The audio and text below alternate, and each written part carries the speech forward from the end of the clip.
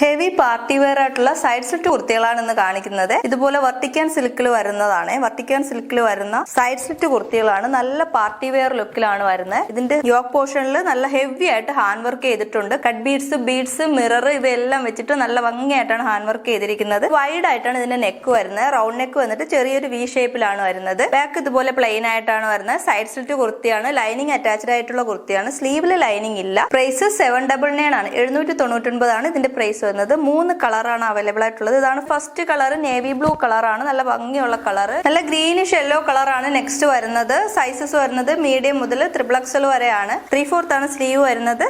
ഇതാണ് black colour. നല്ല jet ബ്ലാക്കിലാണ് വരുന്നത്.